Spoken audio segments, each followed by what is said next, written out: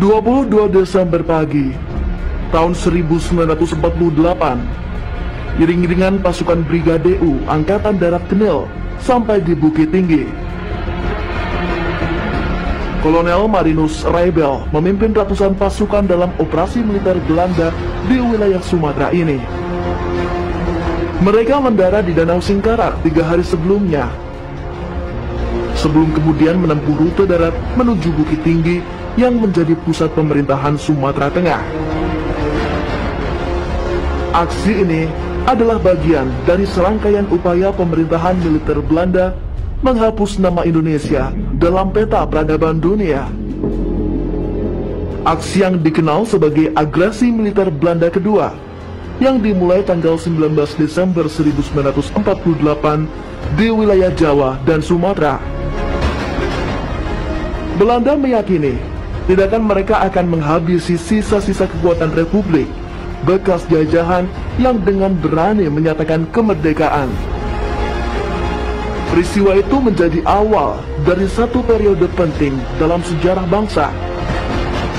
Kisah pemerintah Indonesia yang terlunta di tengah belantara Sumatera. Pemerintahan yang sah yang harus berpindah-pindah untuk mempertahankan eksistensi, untuk terus menunjukkan pada dunia bahwa Indonesia masih ada, masih tegak berdiri melawan penjajahan dengan semboyan merdeka atau mati.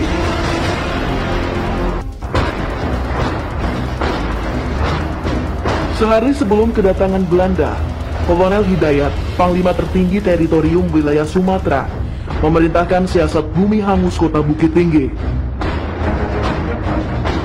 Setelah itu pasukan Republik bersama rakyat Minang melakukan gerilya semesta dari pinggiran Sumatera Tengah.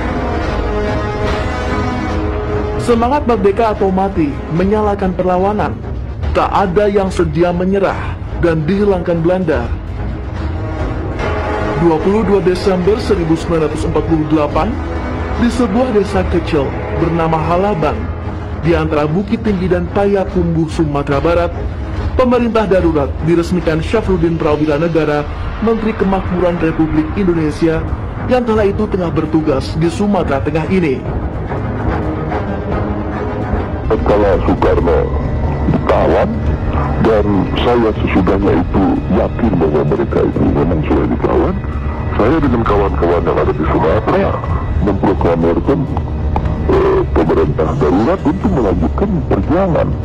Dan karena itulah akhirnya ya kita melanjutkan perjuangan, dan walaupun Soekarno Hatta dan menteri-menteri lain yang ditawan itu menjadi tahanan dari Belanda, mereka itu tidak lepas daripada ya ikatan-ikatan moral dengan pemerintah darurat. Jadi kalau mereka kemudian bisa bicara dengan Belanda, mereka itu hanya bisa bicara karena di belakangnya itu ada pemerintah darurat Republik Indonesia, yang di belakang PBRI itu ada rakyat Indonesia, khususnya rakyat Sumatera. Tanpa perlawanan berarti dari Angkatan Perang Indonesia, pasukan Belanda mendarat dan segera menguasai Yogyakarta. Aksi militer Belanda kedua terlaksana sebagaimana rencana mereka. Pada hari yang sama, 19 Desember 1948, serdadu-serdadu Belanda memasuki Gedung Agung Yogyakarta yang jadi istana negara Republik Indonesia. Mereka langsung menangkap pucuk pimpinan Republik yang bertahan, tidak ikut serta bergerilya di rimba Jawa. Bung Karno, Bung Hatta, Syahrir, Agus Salim, Surya Dharma. Mereka semua dibawa Van Dijk menuju Bandar Udara Maguwo Harjo dan langsung diterbangkan ke pengasingan di Brastagi, Sumatera Utara dan Pulau Bangka. Beberapa waktu sebelum kejadian itu, Syafruddin Prawira Negara, Menteri Kemakmuran Rakyat, ditugaskan ke Bukit Tinggi. Sabtu 18 Desember 1948 bertepatan dengan Hari Balai atau Hari Pasar bagi orang Minang, pesawat Belanda meraung-raung di udara. Mereka melakukan teror di seputaran Bukit Tinggi yang jadi pusat aktivitas masyarakat di wilayah itu. Syafruddin dan tokoh-tokoh pemerintahan sudah membaca gerakan Belanda ini sebelumnya. Ketidakpuasan pihak Belanda atas hasil perundingan Renville menjadi indikasi utama akan terjadinya agresi. Belanda menginginkan seluruh bagian Republik ada dalam kuasanya. Pagi hari 19 Desember 1948, rapat-rapat terkait rencana pemerintahan ke depan mulai dilakukan. Syafruddin sebagai pemegang mandat tertinggi, wakil dari pemerintahan pusat, memimpin rapat darurat dan terbatas di Gedung Tria Arga atau Istana Wakil Presiden Bukit Tinggi. Semua usulan mengacu pada pokok pembentukan sebuah pemerintahan darurat.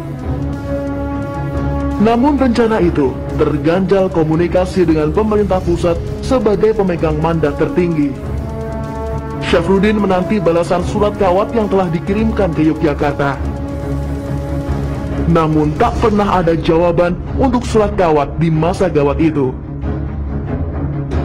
Soekarno, Hatta, dan petinggi pemerintah lainnya telah lebih dulu ditawan Belanda. Dukungan dari berbagai pihak atas pembentukan pemerintah darurat kian menguat. Hal ini semakin meyakinkan Syafruddin untuk mengumumkan berdirinya pemerintah darurat Republik Indonesia. Sehari setelahnya, arus migrasi mulai terjadi. Rakyat berbondong-bondong meninggalkan Bukit Tinggi. Mereka mengungsi keluar pusat kota. 21 Desember malam, militer bersama rakyat membumi hanguskan Bukit Tinggi dan Payakumbuh. Selama 2 hari, gedung-gedung dan bangunan utama dibakar dan dihancurkan agar tidak bisa lagi digunakan oleh Belanda. Bersamaan dengan terjadinya bumi hangus kota, tokoh-tokoh Republik meninggalkan Bukit Tinggi. Para pemimpin politik menuju sebuah desa di timur Payakumbuh, Halaban. Petinggi militer sibuk berkoordinasi membentuk pusat pemerintahan militer di Nagari Koto Tinggi. Sedangkan Panglima tertinggi teritorium Sumatera bermarkas di perbatasan Sumatera Utara dan Aceh. 22 Desember, di satu tempat bernama Halaban yang ketika itu sangat dijaga kerahasiaannya, Syafruddin Prawiranegara meresmikan berdirinya pemerintah darurat Republik Indonesia. Beberapa nama ditetapkan sebagai menteri dari kabinet PDRI ini. Untuk memudahkan koordinasi, beberapa jabatan dirangkap oleh nama-nama yang sama. Syafruddin Prawiranegara menjabat sebagai ketua PDRI yang mencakup wilayah Sumatera dan Jawa. Tokoh lain yang kerap disebut adalah wakilnya, Teuku Muhammad Hasan, yang merangkap sebagai Menteri Dalam Negeri, Pendidikan, Kebudayaan, dan Menteri Agama. Selain itu ada pula Sultan Muhammad Rashid, Gubernur Militer Sumatera Tengah, yang memimpin kekuasaan militer dan sipil di Sumatera Tengah, mencakup wilayah Sumatera Barat, Jambi, Riau, sampai Aceh.